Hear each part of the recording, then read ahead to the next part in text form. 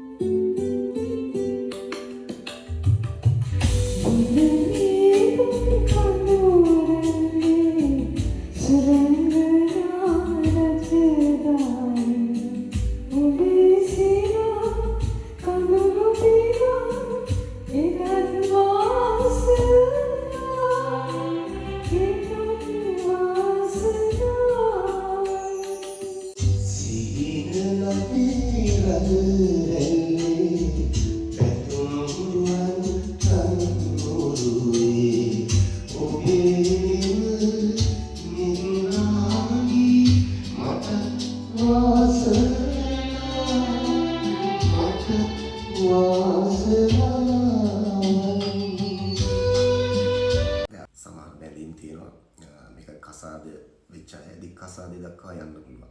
කෙනාගේ එක එක ආකාරයේ පෞද්ගලික හේතු. ඉතින් මේක සෝෂල් මීඩියා හරහා ඒ කියන්නේ එයාගේ ප්‍රශ්නේ කතා කරන විදිය තමයි මෙයාට බලපාන්නේ. මේ ජනප්‍රිය කෙනෙකුට හෝ සාමාන්‍ය කෙනෙකුට. මේ දේ මේ විදිහට වෙන්න අපිට ડોක්ටර් පැහැදිලි කරන්න ඇයි මේ වගේ සමාජයේ මේ වගේ දේවල් මෙහෙම කතා කරනකොට ඒ අයට ඇති වෙන ප්‍රශ්නයට හේතු මොනවද කියලා ડોක්ටර්. ඇත්තටම මිනිසුන්ගේ ජීවිතවල තියෙන පෞද්ගලික කරුණු වලින් සමාජයට කිසිදු බලපෑමක් නැත්නම් එවැනි දේවල් හුවා දක්වලා සමාජ මාධ්‍ය ඔස්සේ උසුළු විසුළු කිරීම සෞඛ්‍ය සම්පන්න සමාජයක ලක්ෂණ නෙමෙයි. ඊටරට නම් අන් කෙනාගේ පෞද්ගලිකත්වය ගරු කරන්න ඒකට ගරු කළ යුතු බව ළමයින්ට පුංචි කාලේ ඉඳන් කියලා දෙනවා. එතකොට අපේ සමාජය සමහර වෙලාවට දැනුවත් නැහැ කෙනෙක් ජීවිතයේ එළියට පෙන්නන දෙයට වඩා එළියේ අය දකින දෙයට වඩා සම්පූර්ණ වෙනස් කතාවක් තමයි ඒ පුද්ගලයාගේ ජීවිතය තුළ තියෙන්නේ.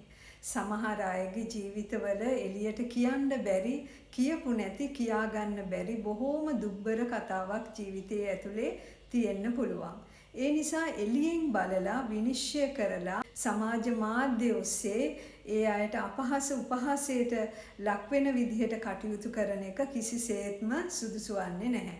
ඒ වගේම අපිට උදාහරණයක් හැටියට හිතන්න පුළුවන් විවාහක දෙන්නෙක් දරුවෝ ඉදිරිපිට රණ්ඩු කරන්න බැරි නිසා ඒගොල්ලෝ වෙන් වෙලා ඉන්නවා. හැබැයි දරුවෝන්ගේ කටයුතු වලදී ඒගොල්ලෝ හැමතිස්සෙම එකට එකතු වෙලා තමයි දරුවන්ගේ වැඩ කරන්නේ. ඒගොල්ලෝ උපරිම උත්සාහ කරනවා දරුවන්ට ඒ දෙන්න වෙන් වුණා කියන අඩුපාඩුව නොවෙන්න. සමහරව එහෙම වෙන් වෙලා ඉඳලා විවිධ සම්බන්ධතා තුල ඉඳලා ඒවා අසාර්ථක වුණාම ආයේ මුල් දෙන්න එකතු වෙන අවස්ථාවක් තියෙනවා.